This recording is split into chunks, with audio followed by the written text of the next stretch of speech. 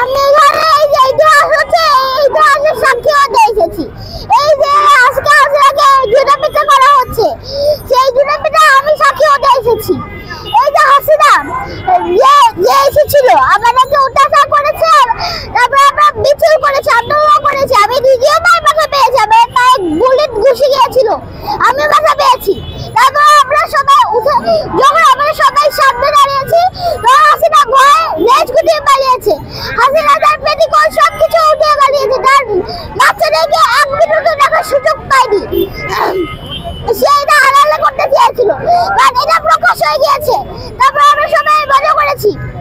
তারপর এই যে তারপরে চলে যাওয়ার পরে তার বাচ্চাগুলো বলে যে আমার মা তো চলে গিয়েছে, আমার মা আবারও আসবে, আমার মা ভয়ঙ্কর রূপে আসবে।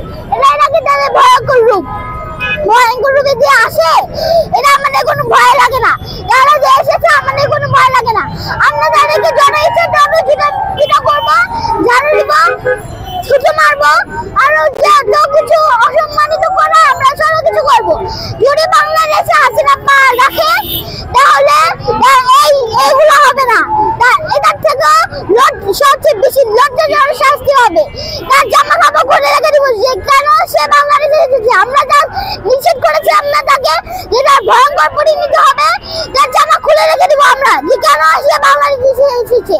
সে ইন্ডিয়ায় পালিয়ে গিয়েছে, তাহলে সে তার বডি এত প্রচন্ড, সে মনের সাথে গেছে, সে মনের সাথে গিয়ে বিয়ে করে থাকুক, সে মনের সাথে থাকুক, সে কেন বাংলাদেশে আসবে। এই যে আজকে সে বাংলাদেশে এসেছে, এরা হচ্ছে আজকে হাসিনা সে এই অবস্থা, দাদা হাসিনাকে জুতা পিটা করা হচ্ছে। আমি সেটা ইতিহাসের সাক্ষী হতে এসেছি। আর এই যে চলে গিয়েছে, নমরুদ রেসিডেন্ট চলে গিয়েছে, হাসিনা এসেছে, আমাদেরকে অত্যাচার করেছে, আমরা দাঁড়িয়ে আছি না, সে চলে গিয়েছে।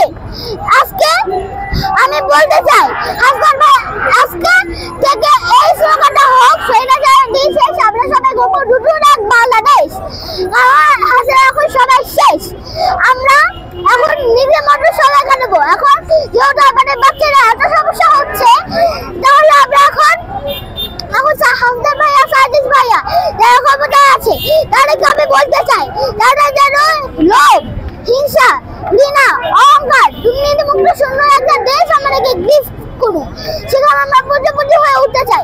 আর আমরা যদি ভালোভাবে থাকতে পারি, আমরা যদি ভালোভাবে পড়াশোনা করতে পারি, তাহলে আমরা ভালো হবো, মানুষের মতো মানুষ হবো। আর আমরা আমাদেরকে যদি ওইটা গিফট না করা হয়, তাহলে আমরা ভবিষ্যতে আরো ফেরাউন আসবে।